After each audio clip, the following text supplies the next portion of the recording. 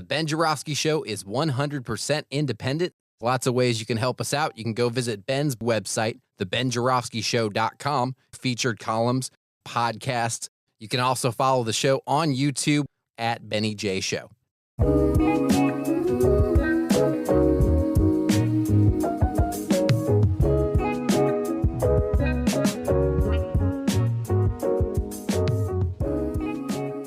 Hello again, everybody. Ben Jarofsky here. We're calling this Jackie Robinson Day, Tuesday, and here's why.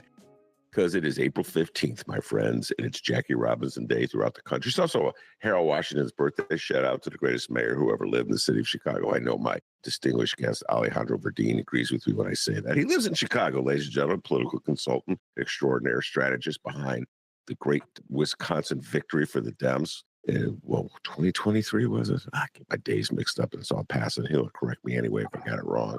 But he lives in Chicago now, so he knows how great Harold Washington is. Everybody who lives in the city of Chicago knows how great Harold Washington. I think he'd be 103 years old if he lived to today. And he shares Jackie Robinson Day. Now, I don't know if I'm allowed to talk about Harold Washington or Jackie Robinson on Jackie Robinson Day, and I'll explain why. So Jackie Robinson, for you youngsters who don't know this, I assume nothing, Alejandro. Absolutely nothing. Okay. I've seen how the voters of America have voted, so I assume nothing, that they know anything. All right. Alejandro is going to defend you, voters. He's going to defend you, voters. Oh, no. He put on, ladies and gentlemen, Alejandro has put on his Dodgers cap. Okay. Hey. He loves Ohtani, man. That's his guy. All right. Anyway, you got me with that one. So it's Jackie Robinson Day, and of course he's wearing a Dodgers cap because Jackie Robinson played for the Brooklyn Dodgers. Look it up, millennials. Before they were in Los Angeles, they were in Brooklyn. Brooklyn's in New York. You know that, millennials. You all live there. Anyway, so Jackie Robinson was the first black man to play in the major leagues, and he broke in 1947. And he put up with so much bullshit. Those first few years, unbelievable, outrageous amount of racism, racial taunts hurled at him, and he took it in stride. He had a Hall of Fame career, outstanding second baseman for the Brooklyn Dodgers, led them to the World Series, as Alejandro knows, in 1955. Okay, they won the World Series in 1955. Every Dodger fan knows that. 1955. I believe it's the only time the Brooklyn Dodgers won the World Series. They've subsequently won it a few times in LA. And so as a result, because he played such a pivotal role in American race relations, in shattering the walls of discrimination and segregation, Major League Baseball honors him on April 15th. And on April 15th, every Major League Baseball player wears number 42 to honor the great Jackie Robinson. That was his number, millennials. That's why they wear 42. 8. That's an inside joke. Anyway, so that has been the tradition for years now of Jackie Robinson Day. I happened to be in Los Angeles one day on Jackie Robinson Day, and they gave all the fans a replica Dodger Jackie Robinson jersey, and I proudly wore it, even though I'm not a Dodger fan. I love the Cubs and the White Sox, okay? So I wore my jersey, but now I'm starting to think that Jackie Robinson Day may be illegal, and I'll explain why. Donald Trump, President of the United States, has declared that we spend too much time worrying about things like diversity and inequity. And he wants to abandon and abolish this. And throughout the federal government, he's forcing federal bureaucracies to discard any reference to racism in the past. They're really going hog wild over the Defense Department, throwing away books. They threw away They kept Mein Kampf. This was unbelievable. But they got rid of Maya Angelou at the Defense Department. Mein Kampf, written by Adolf Hitler. And they got rid of Maya Angelou because it was too, racially tolerant. It drew too much attention to our sordid racial past. And that's the point. You're not allowed to talk anymore. They banned speech in this country. Someone tell Joe Rogan that this is happening. They banned speech in this country. You're not allowed to talk about racial past in this country. You're not allowed to talk about discrimination. You're not allowed to talk about segregation. You're not allowed to talk about slavery. You're not allowed to talk about Jim Crow. They banned it. You can't do it.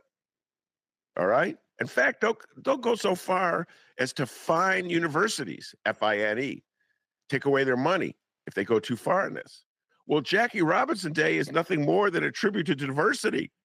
Jackie Robinson Day is nothing more than a tribute to define the laws of segregation, Jim Crow laws. Jackie Robinson Day is a reminder of all the things that Donald Trump says we're not allowed to remind people about. Are they going to get around to banning Jackie Robinson Day? If they're consistent, they will. If they're consistent, they will order Major League Baseball not to honor Jackie Robinson, not to force players to wear number 42. As for Harold Washington, they've pretty much commanded the Chicago Public Schools not talk about racial history. And they've threatened the Chicago Public Schools, if you talk too much about your racial past, we're going to pull federal funds from you. So are we not allowed to talk about Harold Washington anymore? Are we going to, any buildings that we've named for Harold Washington, do we have to unname them and name them for Donald Trump or some white guy? Because that violates the president's order, which of course is a violation of our free speech. Anytime you want to speak up about Joe Rogan, I'm waiting for you. You're his pal. You too, Bill Maher. Well, I'll tell you what.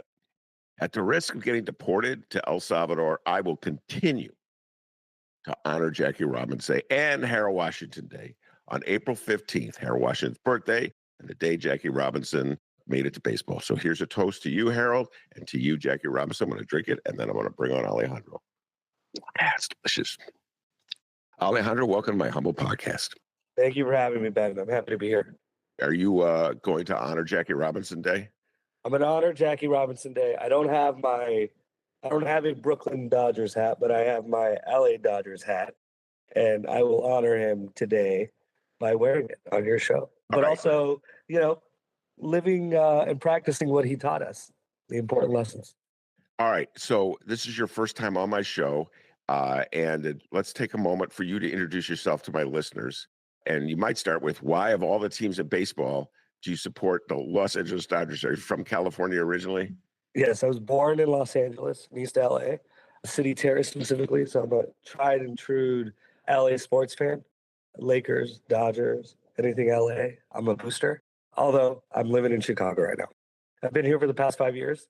I'm a Democratic strategist based out of here in Chicago and in the Midwest, but I've done work all across the country on campaigns from, down ballot initiatives to statewide elections and federal campaigns as well.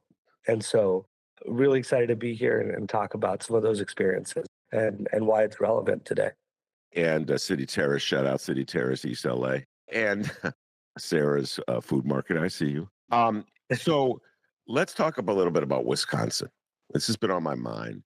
And Wisconsin is such a strange state, Alejandro. And before I go on my whole riff about Wisconsin and its schizophrenia, let's talk about the positive side.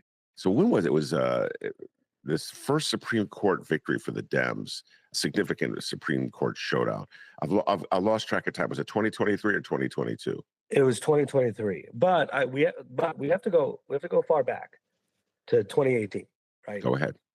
For the past 5 to 8 years or so, liberals in the state have been inching little by little with these state Supreme Court elections, and liberals in the state have kind of created a formula that really works, and recruiting and running very highly qualified women judges to run for state Supreme Court. And so we have to kind of look back to 2017, actually. There was a race for the state Supreme Court that was kind of growing. And this was one of the first races since Donald Trump's election in Wisconsin from his first administration, where we saw that big blue wave, this race kind of form. And that was the victory in the election of Justice Rebecca Dallett. And so, Democrats in the state, liberals in the state kind of didn't, they weren't kind of close to, capturing the majority. This was kind of an under the radar race that people really didn't kind of care about. But, folks that were tuned in knew that it was very much important, invested in it. And as a result, we won that seat. And then after that election, there was another very important election that we unfortunately lost, which was for the state Supreme Court. That was the election that Judge Lisa Neubauer and now Justice Brian Hagedorn, who sits on the bench, were facing off in that race. And we unfortunately lost that race, came within a very, very narrow margin. And that kind of set us back slightly. And then after that race, there was a race where we saw Justice Ted Kelly and now Justice Jill Karofsky run. And she just completely wiped the floor in that election and won, I believe, by 11 points as well. Yeah. And after that race, it was like, okay, we have an opportunity here to capture the majority. Liberals in the state have an opportunity to capture the majority with this election. And then came Judge Janet Protasewicz out of Milwaukee. And so, this was probably the first biggest state Supreme Court race in our country's history. It actually was. We had raised, over $50 million in totality, and that had been spent by both campaigns. We had broken the fundraising record for a judicial campaign in the history of this country to now later be broken, last month.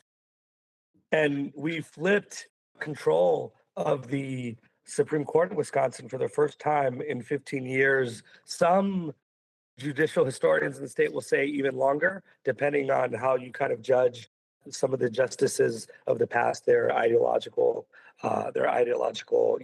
thinking. And so this was kind of the first Supreme Court race that kind of got real national attention, got liberals across the country, not just Wisconsin, but across all the country, fired up about a court race.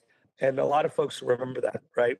And so, that race was a face-off against former state Supreme Court Justice Dan Kelly, who was appointed to the bench by Scott Walker. Yeah. And that race, was very interesting because,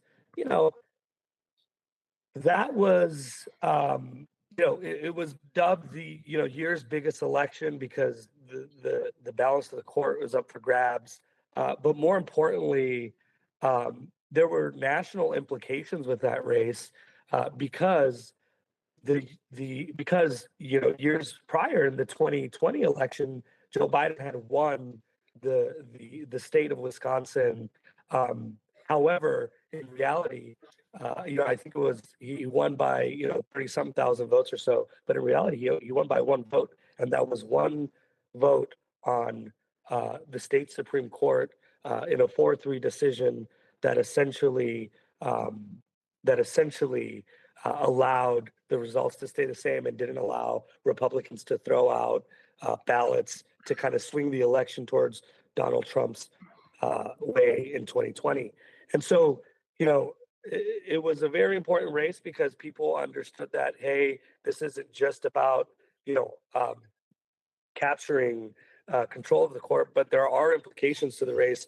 And this is to this election. And this is kind of where we're seeing these races become more and more important for folks because, these races and these positions are essentially on the front lines of our freedoms, right? It's where the key fights are on abortion, voting access, civil liberties. And even now with federal protections becoming more and more weakened by the Trump administration, the battleground for these fights have kind of shifted to the courts.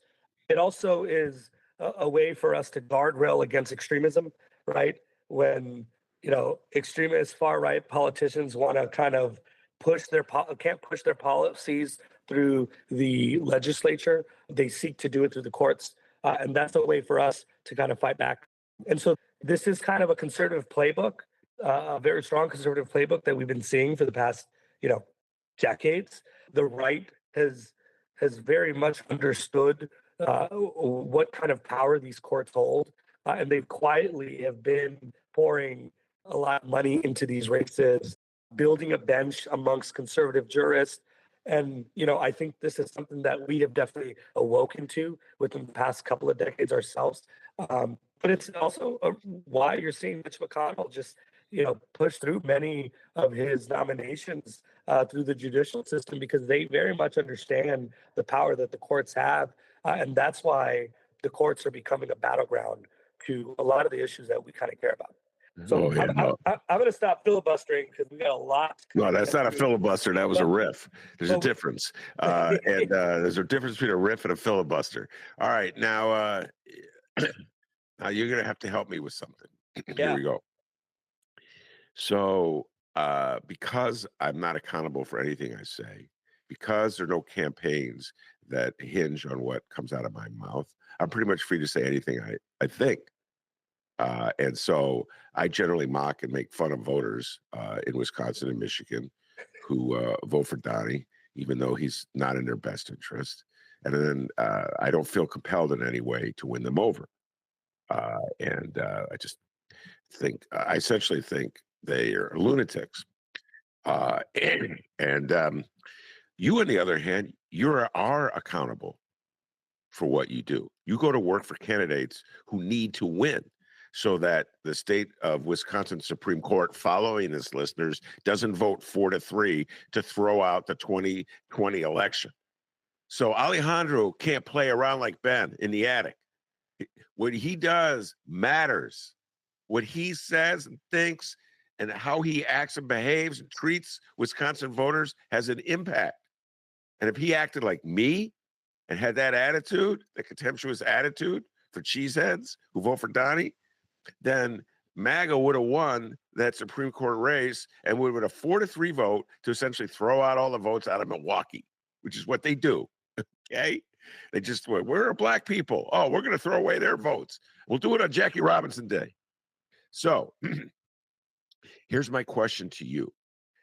How do you maintain your sort of even keel approach to voters who vote against the candidates that you want? How do you keep it from being personal? How do you stop being like me, who picked who holds a grudge against voters for years, Alejandro? Years. I'm still mad at Americans for voting for Nixon in 1972, okay?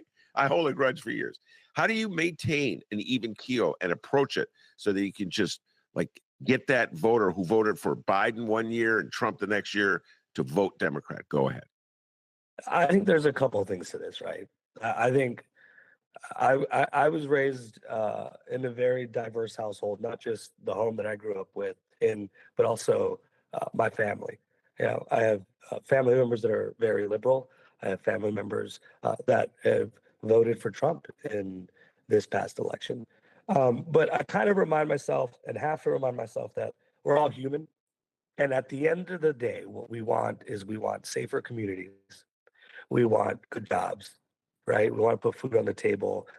Not just that, but we want dignity, right? And we saw President Biden, you know, say this throughout, his campaign.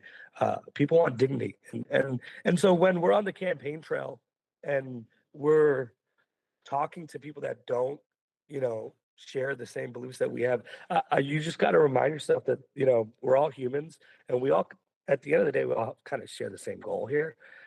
We might not agree with each other on certain things or on a lot of things, but at the end of the day, we got to treat each other with respect, and we have to understand that you know we're all human, and so it really doesn't phase me if I'm talking to someone that voted for Trump or is doesn't share the same beliefs that I do, because at the end of the day, do I think that that individual wants to cause harm against me? No. Do I think that that individual actually hates me? No. Now, not to say there are people like that, right? There are people that do share that. I think the president is definitely one of those, but um, you just got to remain grounded in the work and why we're doing this, right? And this work is very painful, but it's also very rewarding. And understanding that you're not always going to get it right, but you have to try to get it right, and you got to try to work with people is important. And that's how I kind of just ground myself whenever I'm going into a campaign or talking to someone that might not even share the same belief system that I do at the end of the day. All right. His name is Saint Alejandro, and welcome to our show. Just kidding. All right. So now that you explained that, and it's true. Well, I agree that you have to have that attitude. that little attitude that I have won't go far. So explain to me. Uh, I call it a schizophrenia, but you choose whatever your word you want. The switch, like Wisconsin votes significantly. You were running her campaign, Janet Prosewitz, for Supreme Court. I think she won with 55% of the vote. Correct me if I'm wrong, roughly 55. Yeah. And then turn around 1 year later and voted for Donnie. I'm like, everything you voted for when you voted for Janet Prosewitz is what Donnie Trump represents the opposite of. And I'm looking from afar. And confession, I'm like, oh, Wisconsin's going for Kamala Harris because they voted for Judge Janet. I'm telling all my friends, you watch. My friends are all getting paranoid. I don't understand the game. Okay. Judge Janet won in 2023. Kamala's going to win in 2024. Listen to me. I wake up. Those cheeseheads voted for Trump. So help me understand this, Alejandro. How could the same state that defied Donnie's puppet judge, okay, in 2023, turn around and vote for Donnie himself? And you could say the same thing about Ron Johnson, Scott Walker, but we're going to focus on just Donald Trump. How could the same state that elected Judge Janet vote for Donnie, and then 1 year after voting for Donnie, 6 months after voting for Donnie, vote for Crawford? I'm like, the search for logic in the behavior of cheesehead voters is really a challenge. Go ahead. But it comes down to dynamics, right? The dynamics of the race and dynamics of timing. Let's keep in mind that the Supreme Court election of 2023 was an off-year election, was a spring election. And so Democrats usually turn out at a higher rate than conservatives do for those types of elections. And that is a very important thing to kind of note there. Secondly, let's also keep in mind that the party, the Democratic Party in Wisconsin, led by Ben Wickler, did a fantastic job in the state. I think they were in terms of margins, the closest election of all the battleground states across the country. But also, let's keep in mind that we had a chaotic election cycle. We had a 100-day campaign, and there were a lot of things kind of going up against us, going into November. And so, it doesn't just come down to how can the state have voted for Judge Janet Prosewitz when they voted for Donald Trump? Because the dynamics are completely different. And also, battleground states are tough states, especially Wisconsin, right? Every single year, every single election cycle, the elections are razor thin, and the balance of control shifts either to conservatives or to liberals, depending on the dynamics on the ground and also the political climate and the temperature. Do I think that in 26 we're going to lose in Wisconsin? I don't think so. I think we're going to reelect a lot of great people, and I think we're going to make great strides. There's going to be another state Supreme Court race on the ballot as well, and I think we're going to hopefully win that race because the political climate to me right now tells me that folks, especially on our side, are fired up to kind of go win elections and not sit back and take kind of what the president and Elon Musk are essentially doing. So you got to factor that into everything. It's all about dynamics, political climate, and that energy that's on the ground. And I feel good about kind of where we're at right now, heading into 2026.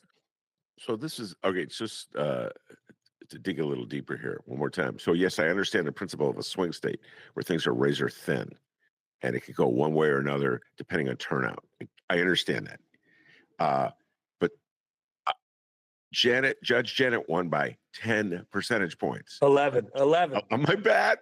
He corrects me. He's like kind of like, bet it's 11. Okay. I worked hard for that extra percentage point. We did.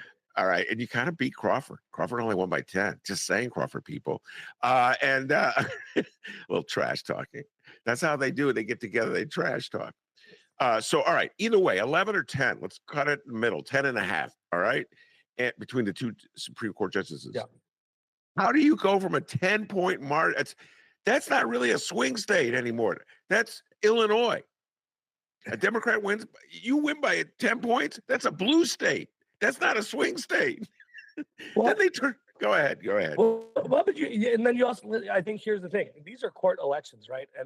And what I think the Crawford campaign did, and what our campaign did, was very smart in the sense that, voters don't want their justices or their judges to be political or to be political actors, right?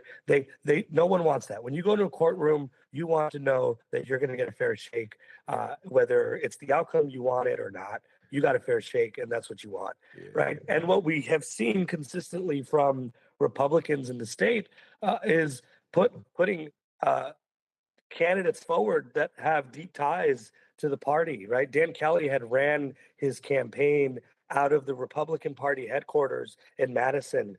Brad Schimmel was a Republican attorney general, and on the record talking about, he was going to uphold the Trump agenda on the court, and just a slew of things of him on the record saying voters don't want that. Voters hate that. Voters want their justices to be fair, impartial, and truly independent. And that is what we're producing, right? That's what we're asking for. We're not asking for justices to come forward and vote our way on everything. What we're asking them to do is interpret the law, and we're asking them to do it in a way that is fair and that is impartial, because everyone deserves a fair shake. And voters resonate with that message, and voters want to see that. And so when a voter sees a candidate put on a MAGA hat or is campaigning in a very direct way with the Republican, that skews their perception a little bit. And here's the deal: everyone understands and everyone knows that even judges and justices have their own ideas, their own ideologies, and their own beliefs. But knowing that, once again, when they walk into the courtroom, they're going to get a fair shake, that's very important. And that's what voters want to see. And so that is why you're seeing liberals make incredible gains in court races across the country, because we're doing a phenomenal job of putting candidates forward that are going to do that, and that are going to be on the side of protecting our freedoms, protecting our rights, and making sure that people get a fair shake. It's not necessarily, liberals wanting a direct outcome or wanting certain things. No, we're asking for a fair shake because we know that the right thing will happen when that happens, and the wrong thing will happen when that doesn't happen. And we're putting political actors on the bench. We know that they're going to kind of bend, bend the arc of justice to what they want and what they believe, and that's what we don't want. That's also what voters just don't want themselves. And so I think that's why you're seeing these candidates win by such healthy margins. And the Crawford campaign in Wisconsin in this last previous election did a phenomenal job of making that election about that, right? Elon Musk had poured in millions. Let's face it, Elon is Donald Trump's puppet, and Brad Schimmel in that race was doing his bidding. There was a nickname that they called him Knee Pad Brad, because he was on the campaign trail complaining about how he had to buy knee pads because he had to get down on his knees and beg donors for money, which is unethical. Judges are not supposed to ask for money directly. So that's a ding. That's his first ding. But two, and so Elon Musk came to town and poured 20 million plus bucks to kind of help get this guy elected, because Elon also, one, him and Trump understand that this was an important state for them to win. But two, Elon also has a case going through the Wisconsin court system right now to make it easier for him to sell his cars in the state. And so what better to do than buy the judge that is going to see that case and make it easier for you to profit off of Wisconsin? And voters pushed back on that and obviously resoundingly said no. Okay, so let me ask you if this translates into non-judicial elections, and I'll give you an example. President Donnie right now, every time a federal judge rules against him, sobs. He starts crying like MAGA always does. They're so mean. And then whenever he wins a case, he finds some judge dumb enough to buy his argument. He starts. Oh, that's a good judge. Oh, yeah, well, I like that judge. A smart judge. Of course. Oh my Of course. God, these Of guys course. are so blatant. And the I mean, MAGA's nodding its head. Ooh. the Uh, art of the spin with Trump. I mean, even after the court race, him and Elon were touting how, oh well, we really didn't really care about the Wisconsin Supreme Court race because the voter ID law won, and that was what we really cared about. It's like, I don't think you spend $20 million not caring about an election. So yeah, yeah. yeah, no, Danny with the spin. But so do voters, in your humble opinion, like you say they want a fair judge, and I think that I don't know if I buy that. I need to hear you answer this question. Um, so the concept of having a fair judge is completely invalidated by the behavior of Donald Trump, who won the last presidential election, won in Wisconsin. Donald Trump wants judges to be unfair. He wants judges to rule on his behalf. And when they don't, he rips them. And MAGA threatens to impeach them. He calls out their name, talks about their like family members and stuff, cries like a little baby, okay? And says, we want good judges. Those are the judges who will fit for him. And people vote for that. So in your humble opinion, do voters transfer the concept of fair judges when it comes to a presidential election? Or do they just forget about that? Is it too much for a voter to keep that in his or her mind? They just get overwhelmed by the concept. Oh, I understand the concept of fairness in a judicial election, but I'm baffled by the concept of it when it translates to the president. Your response?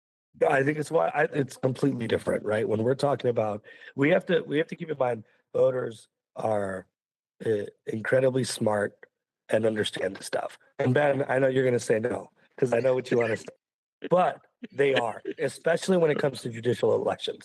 And we see this even backed by polling and research that in focus groups or even in polling, we see, even conservative voters want their justices to be fair, impartial, independent, and have that preference across the board amongst Republicans, Democrats, Independents. That's what the voter wants because the justice system is a completely different branch and is just a completely different animal. And voters do understand that. Obviously, with the presidential elections and federal campaigns, no, right? We want our people to win, and we want people that share the same beliefs that we share to win, and that's what that comes down to. Okay, I'll buy that for a moment.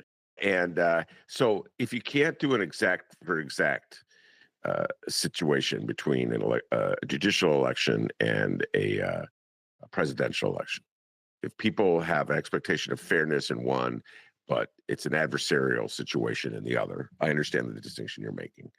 What are the key transfers that you can make? What are the things that worked with Judge Janet's election, for instance, that might have worked for Kamala Harris in Wisconsin? Those are completely different elections, and I think you do an incredible disservice to both campaigns when you try to compare them or pick apart the learnings from each race. They're just completely different. I think you can create a completely separate podcast that would probably be longer than an hour to kind of dissect what happened in the presidential election, what went well, what went wrong. But here's what I will say. When you have candidates that are transparent, that are forthcoming about what they believe and what they think, what they're going to do, voters are going to reward them. That's what they did with Justice Protasiewicz. That's what they did with Justice-elect Crawford. And that's what they even did with Justice Catherine Bittiger in Montana, another race we did. It was a Trump plus 20 state that elected a justice that was on the side of fairness, impartiality, and independence. So one thing that you can say is that when you put forth a candidate that is transparent, independent, that is transparent, that is going to be forthcoming, and that is going to be honest about, the issues, you're going to be rewarded. You wanted Montana. I forgot that. You told me that yesterday. I just talk a little because, ladies and gentlemen, Trump won Montana by, I think, what did you say, 20 percentage points? Well, Uh, yeah, it's a Trump plus 20 state. Damn. What a state. Trump plus 20 and a would you, I guess you wouldn't call it a Democratic judge won. Go ahead. Explain that election. I wouldn't call her a Democratic judge, but here's what I would say. I think this is a judge that when you walk into a courtroom, you know you're going to get that fair shake.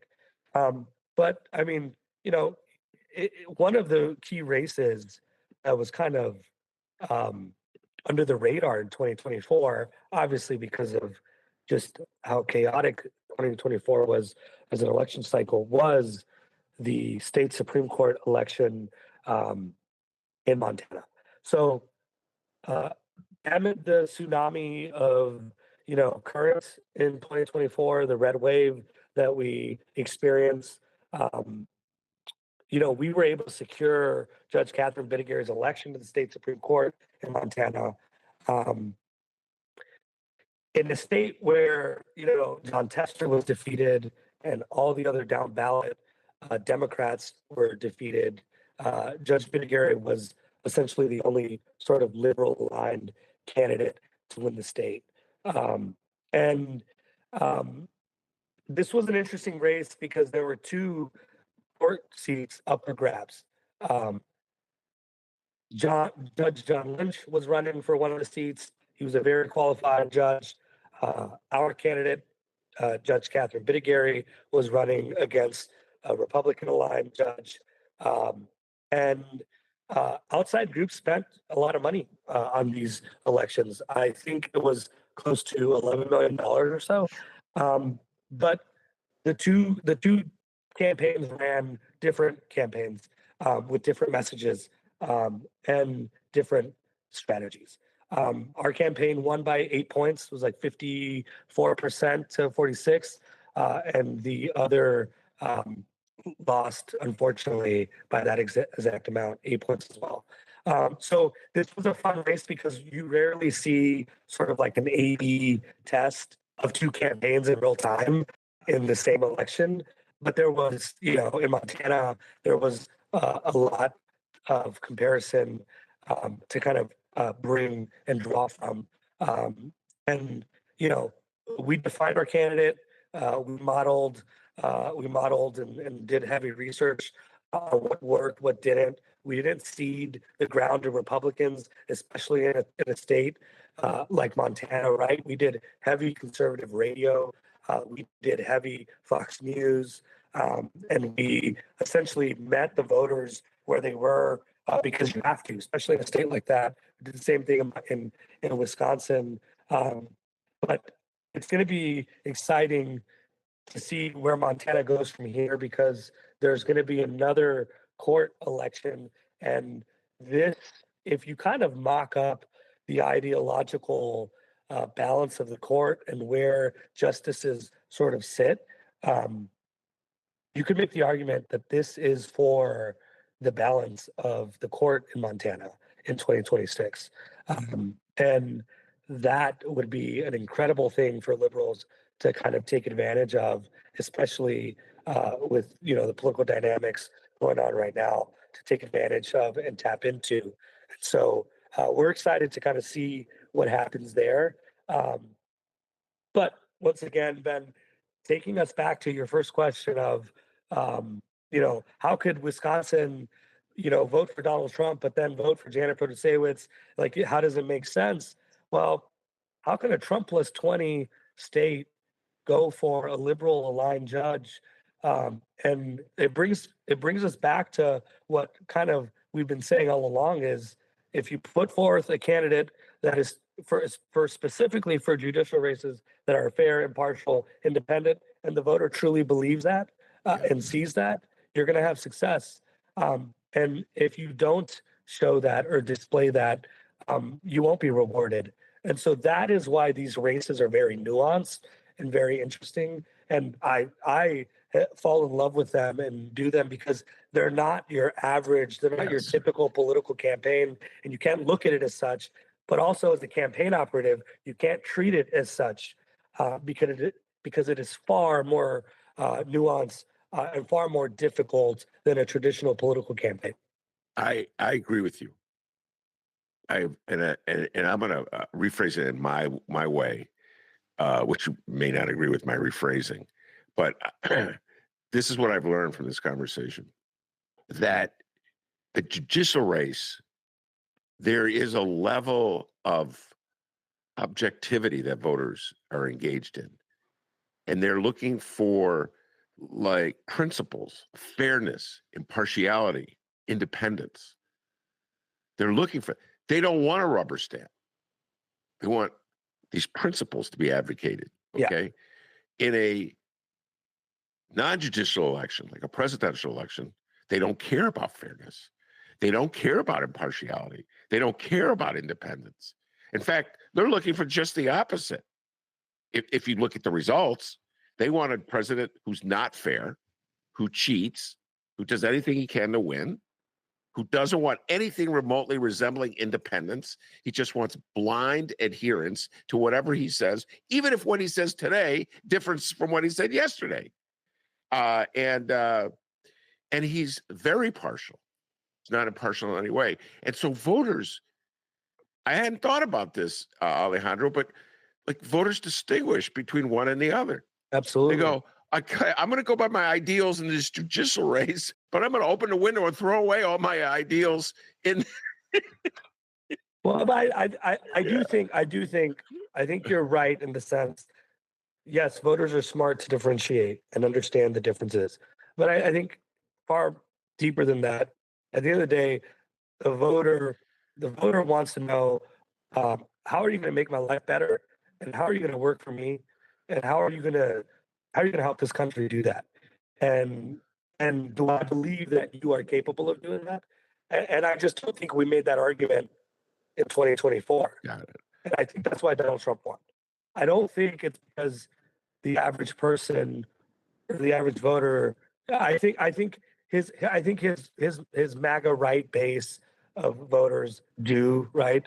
They do believe and do share these ideas that are just out of the mainstream and don't really reflect the general ideologies that we care about and we like, whether you're a Democrat, independent, or even some Republicans. I think that's why you're seeing the president's approval ratings dip, right? Even in the past month. So let's not say like, hey, the average voter, does want that, because I do think there's a section of the universe that does kind of see an alternative universe that we just don't. But I do think that we failed to make the argument as to why you should elect us and trust us to keep your family safer, and obviously the economy and had a lot to play with that.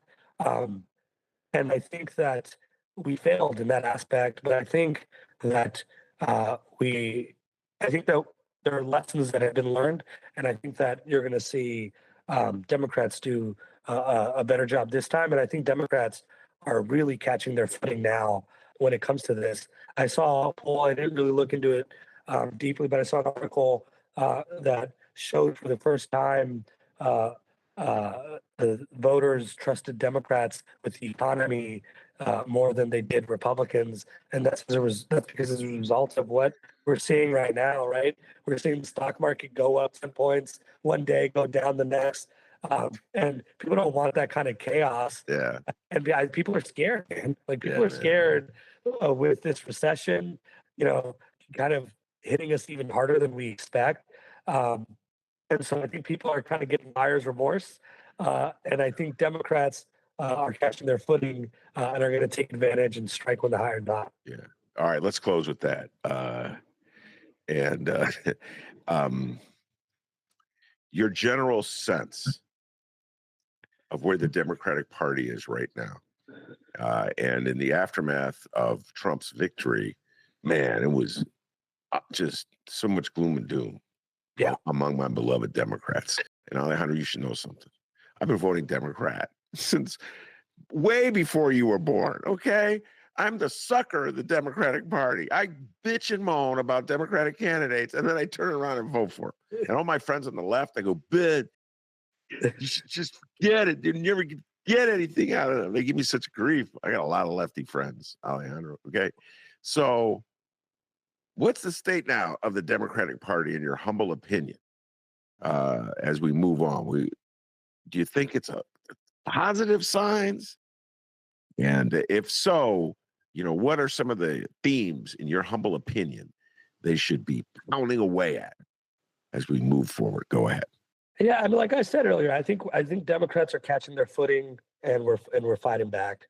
And you're seeing this all across the country, right? Like you're seeing Senator Sanders and Congresswoman, you're seeing AOC, go across the country and bring in 30,000 person rallies. And in places that you wouldn't even expect as well, because people are fired up, people are excited, and people aren't going to sit back and watch what's going on. And then you're seeing in congressional districts, Republicans not go back to their districts and do town halls, and you're seeing Democrats do their job for them and sit in and do town halls, and you're seeing hundreds and hundreds of people show up to these rallies and to these town halls. And there's a lot of momentum on our side. Now, politically, and I think in terms of a political strategy, I think we need to continue that. But also, Democrats need to continue to talk about how Trump's chaotic policies, they're bad for the economy, because that's something that people understand. And that's something that people are feeling now with the prices of goods going up, the tariffs, which are taxes. We got to remind people that tariffs are taxes. And we got to remind people that, when it comes to the economy, when it comes to legislation, and when it comes to Donald Trump's policy priorities, you can't just throw paint at the wall. You got to be deliberate, you got to be intentional. And we're seeing the opposite. I mean, we're seeing people lose their jobs that shouldn't be losing their jobs. We're seeing funding being cut for grants and for programs that are very, very important. And then they're doing it, and then they make a mistake, and then reverse it, and then reverse it again. And so people are seeing the chaos. We need to, what I like to say, scream from the rooftops. As I said in Politico, we need to continue to scream from the rooftops what these effects have on people, and we need to continue to kind of echo that. But also, we need to do a better job as well of making it more human and center it around people's lives and people's stories, because storytellers are more impactful when it comes to, convincing people, right? We need to highlight people's real lived experiences and stories in order to make that impact real, because people are actually going through it right now. People are losing their jobs. We got to continue to highlight those stories and fight back. And I think we're beginning to do that. And so it's going to be exciting to see. Yeah, it is. It is.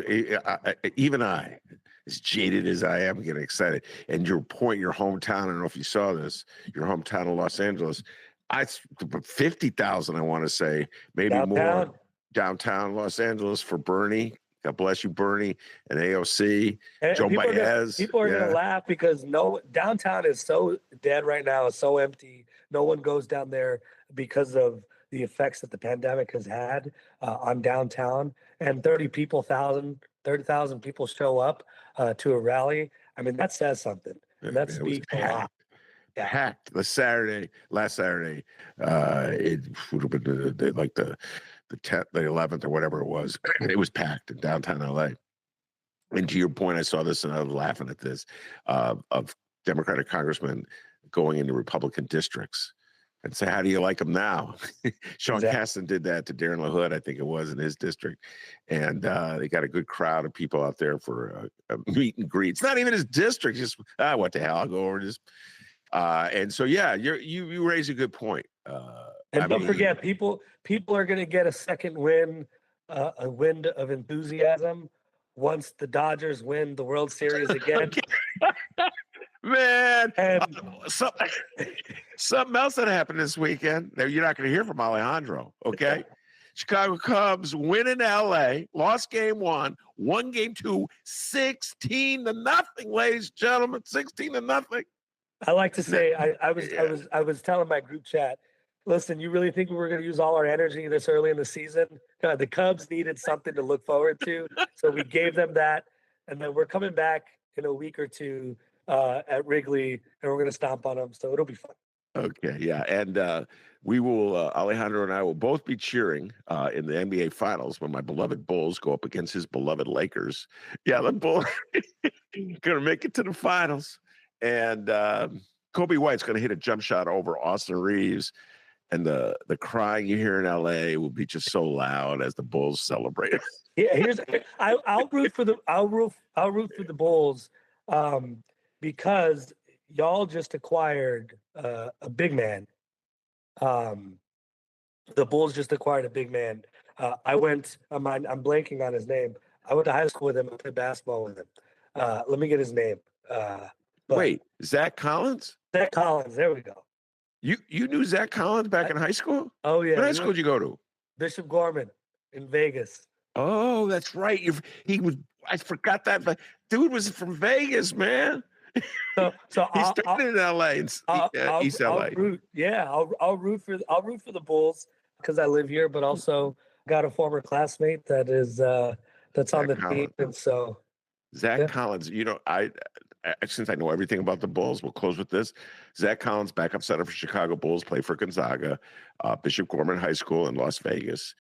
Loves coffee. He's got this whole thing about coffee, and he loves it dark. He doesn't put cream in his. He had this whole riff. He did, Alejandro, like, I like it dark. I like it black. I don't put anything in it. And he shows him drinking coffee. It's like, okay, he loves his coffee. Maybe that's how I drink my coffee. Maybe it's a Vegas thing. It's a Vegas thing. Okay, man. Well, next time he's on the show, we're gonna talk about how does a guy from Vegas end up in Chicago, and how you doing? Do you gamble at all? I don't, because I'll just continue to do it. I gotta stay away. I won't mess with it. But I do. Same way. But I do. But it's on the teams that I like. So what I do is I'll bet on the Dodgers. I'll bet on the Lakers, or I'll bet on the Kentucky Derby. Those are my three. Okay. Well, I hope you didn't bet, for your sake, you didn't bet on the Dodgers this past weekend. You know, I did it. Okay. I did it. Oh, okay. And the 4-2 game, I can't forget that on Sunday night, where Pete hit triple and 2 homers. So anyway, enough on the Cubs. I'm back. I was off the Cubs bandwagon for about 5 years because I can't stand the owners, Alejandro. But then I said, what the hell? Life is short. They won a few games. I'll jump back on. I reserve the right to jump on. They beat the Dodgers, so I'm back. They beat I kind of liked it. I took so much abuse when I put on my Jackie Robinson shirt. I wore it. I'm going to text you a picture of me wearing that Jackie Robinson shirt at Chavez Arena. I was at Dodger Stadium, and they played the Cubs. They beat the Cubs on Jackie Robinson Day last year, and I took so much abuse from my friends here in Chicago. But I was like, come on, it's Jackie. But and this is where we can end the show, because I know we can go on for hours. Yeah. Is a Wrigley hot dog or a Dodger dog? You know what? I don't even eat hot dogs anymore because I consumed too many when I was between the ages of 10 and 20. So hot dogs and the other one, Kentucky Fried Chicken. I just drove past the Kentucky Fried Chicken on Irving Park Road the other day. I was like, God, it's been so long, but I can't eat it because I love it. So I couldn't tell you because I have sworn. You talk about swearing off gambling. I have sworn off hot dogs. I consumed so many hot dogs in the decades of the 1960s and the 70s that I've just through for life. I cannot eat another hot dog. All right. Yeah, that's fair. Fair enough. Fair. But that said, Soccer Park's got the best. All right. How would you know, Ben, if you don't eat a hot dog? Maybe I snuck. All right. I want to thank you very much, Alejandro, for being on the show. Great job. And I'll talk to you soon. All right. Thanks for having me. All right. Thank you very much, Alejandro. Also want to thank producer Chris. He does an outstanding job. And I know Alejandro agrees with me when I say, hey, producer Chris, give yourself a raise. Take it out of petty cash. Peace and love, everybody.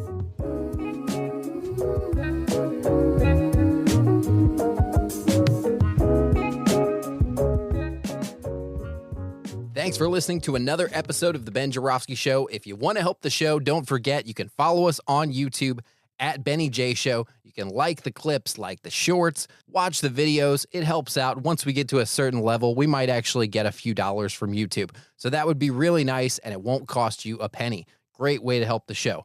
Also, another free way you can help the show, go to the new website, thebenjarofskyshow.com. Ben is constantly updating new featured articles. Podcasts are all up there. And if you want to throw in some change, well, the digital hat's there for you too. So make sure you check it out, thebenjarofskyshow.com.